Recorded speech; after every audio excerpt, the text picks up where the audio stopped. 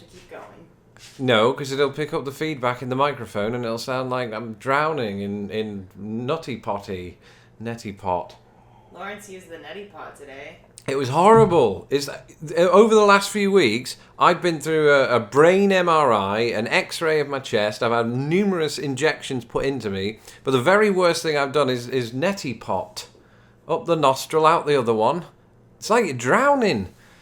Welcome to Ask a Brit, Volume 41. This is, of course, the format in which I ask you, fine people, to ask me any question you like using the hashtag AskABrit in the comments below. That way I can find your question next week. And what a week it's been. As you know, as I pointed out in the Health Update Part 2, the sequel, I have heart issues. Who doesn't, right? So I'm overcoming those, but, the show will go on. The show must go on. I mean, Freddie Mercury said it best. The show right? must go on. Yeah. And others as well. Shakespeare, right? With that being the case, we are going to rattle through a bunch of questions today, and hopefully, why are you looking at me like that? The show must go on. Still singing. So, first question today, stop it, comes from K. Rowe. I'm kidding. And K. Rowe asks, we, that's Americans, I assume, learned the Pledge of Allegiance as children. Since you did not grow up here, did you ever learn the pledge? I would love to hear you try to recite it. I didn't. Obviously, I didn't grow up here, and I think, for the most part, you learn that at school, and then it sort of leaves you, doesn't it? No. So I didn't learn it. And Put your right hand over your heart. Do you know it? Put your right hand over your heart. That's your right hand over the heart. That has issues. I pledge allegiance. I pledge allegiance. To the flag. To the flag. Of the United States of America. Of the United Kingdom. Of the United States of America. I can say what I like, right? Sure. And to the republic. To the republic. For which it stands. For which it stands. One nation. One nation. Under God. Under God. Or indivisible, rather. Indivisible. With liberty. With liberty. And justice for all. And justice for all. I did it. So there you go. You know it off by heart. She wasn't even reading that, folks. Okay, next question comes from Susan K. And Susan asks, are the UK's rivers as polluted as many of ours in the US? Or does the UK do a better job in protecting them? That's a good question, because I've seen many a river in the UK polluted with things like, babies' nappies, that's diapers. Yeah, I know, right? Condoms. And my old colouring book, but that's probably dissolved by now. This is the river down from where I lived. Somebody threw it in there. It was rather mean-spirited of them. I think we do a decent job of looking after our sort of environment in general, and perhaps that extends to rivers, but there's certainly been cases of rivers looking like shit. The River Humber, for example. Every time you drive over the Humber Bridge, this is a bridge that sort of connects, more or less anyway, the area that I grew up, and across the river is the city of Hull. And you drive across this bridge, and it's brown muck. Although I don't think that's really pollution necessarily. It's just that there's a lot of brown sand that disperses in the mouth, not my mouth, the mouth of the river, to formulate that colour. It looks almost like Willy Wonka's chocolate river. It just doesn't taste like it, and I know that from experience.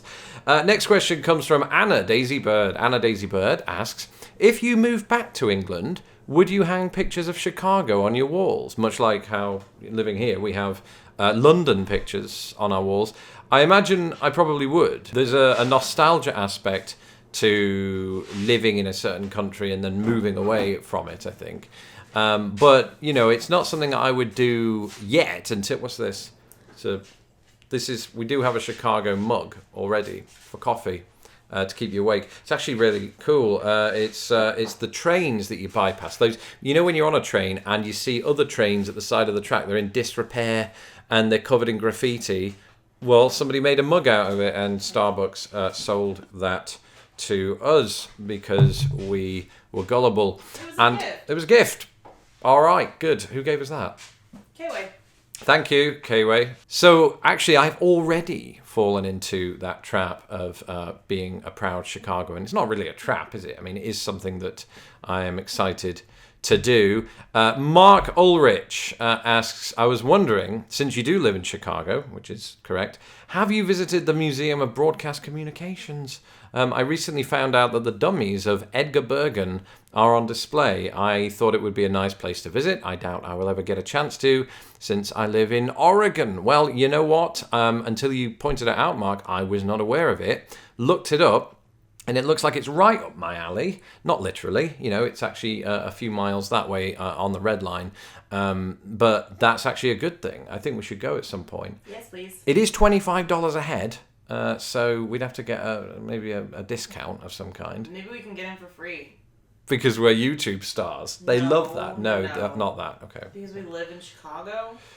Indeed, because we live in Chicago. Oh, yeah, because they could have one of their free museums days. That's one of the good things I like about this city for residents of Chicago, or even Illinois, I think, isn't it? The state of Illinois. You can get free days at museums across or throughout the year. And maybe that'll be on the list. I actually took a look, and it's not. So that's sad. Okay, next question comes from 13 Rabbit, and 13 Rabbit asks, do we still hold your fork British orientation? Well, I'm going to stop doing that voice now. I don't know, 13 Rabbit. I've forgotten how we hold our fork in the UK, so I'm going to do a little demonstration. All right, let's pretend that the microphone here is my mushy peas. You don't really use a knife and a fork for mushy peas, do you? I use a spoon. Easy. Let's pretend that they are, I don't know, what piece of meat. I'm a vegetarian. Let's pretend that they're faux meat. All right, microphone, faux meat. Hello, how are you? I don't talk to my food, usually, unless I've had some whiskey. Yeah, I've got a knife and a fork right here. This is how I hold them to begin with, right? And the faux meat, mushy peas, whatever you want to call it, make a sound. It's like an ASMR video. Can't be good for your microphone. Can't be, or the knife. Bad. So, but I cut through it, right? And I hold them like that. I hold them like this, I think, and then eat the food.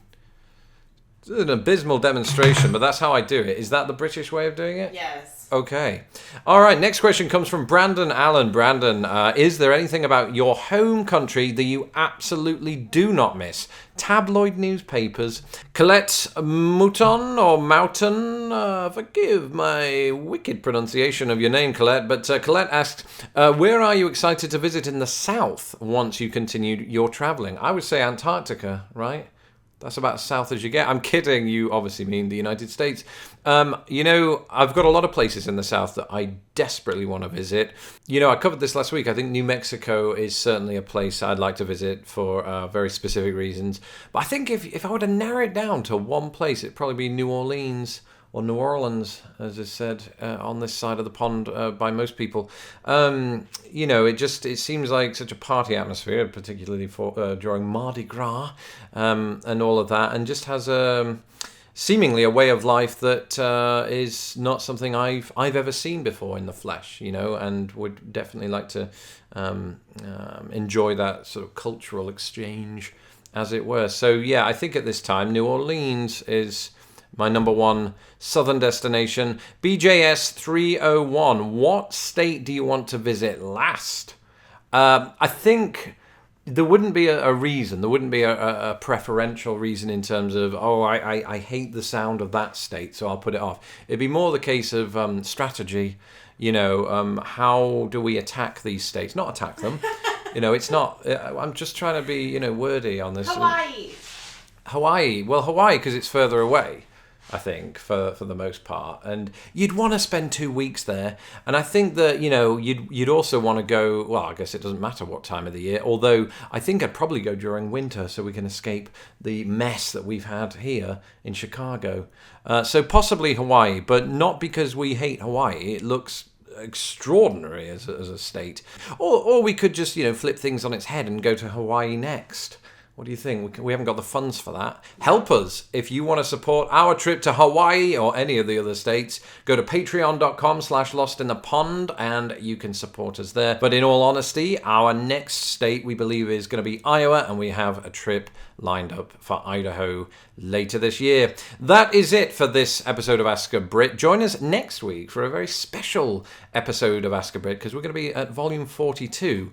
And of course, 42 is a number quite synonymous with Douglas Adams's Hitchhiker's Guide to the Galaxy. So the special episode next week is going to be on books. And so I would like your questions about books. Any question you like, any books you like, whether I've read them or not. Send them my way and I will eat my way through them. Not literally, that would be hideous, like eating a microphone.